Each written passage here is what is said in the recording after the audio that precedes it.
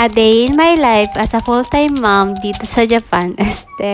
A day in my life na asa lang sa asawa kong hapon. Cheris! So, hello minasan, konnichiwa. So, for today's mini vlog is ito pala yung routine namin pag may pasok yung anak ko. So, today is Monday. So, ayan guys, pinapakain ko na yung anak ko dyan para madali. Kasi anong oras na rin, mga 7:30 na rin guys. So, bale, 8:30 kasi sinusundo na siya dito sa amin ng bus. So, kailangan namin magmadali. So, buti na lang pag ako yung nagpapakain sa kanya is madali siyang kumain guys. Hindi katulad pag siya lang yung mag-isa is napakabagal niyang kumain. So, everyday naman. So, everyday na pagsubok yan as a mom. So, after niyang kumain is nag-toothbrush na rin siya. Then, after mag-toothbrush, nagbihis. Tapos, ito na. Tinatalian ko na siya ng buhok guys. So, ito yung request niya ngayon na buhok na dalawa. Tapos, may tirintas guys. So, siya yung nag-request niya.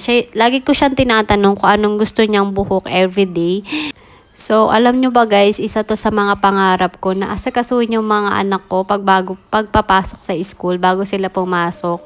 So, alam nyo ba guys, konting story time lang. Hindi ko to naranasan nung bata ako. Yung wala nag-aasikaso sa akin, walang namamalansya ng uniform ko, yung naghahanda ng umagahan ko, wala. Kasi lumaki kasi akong broken family. Then, ang nagpalaki lang sa amin is yung tatay namin. So, pag nakikita ko yung mga anak ko na ganito guys, na naasikaso ko sila, so pinaparamdam ko sa kanila kung paano alagaan ng isang ina. So nakaka-overwhelm lang guys, kasi nagagawa ko to sa mismong anak ko na inaasikaso talaga sila, na ginagawa ko talaga lahat para mabigay namin yung pangailangan nila guys.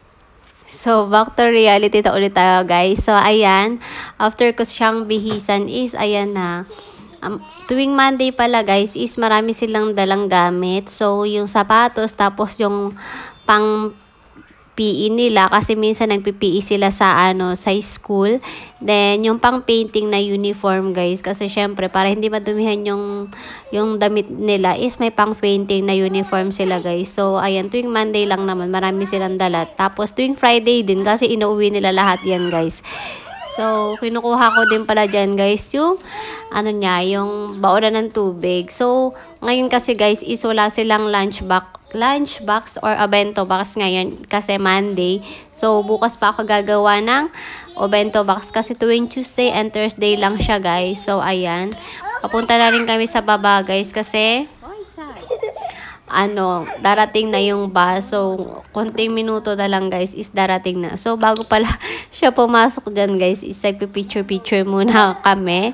So, as a remembrance day, pati yung pag-uwi niya guys is binivideo ko talaga yung pagbaba niya ng bus, kung paano siya magkwento sa akin. Yung yung tipong pagbaba niya pala ng bus guys is magkukwento na agad siya.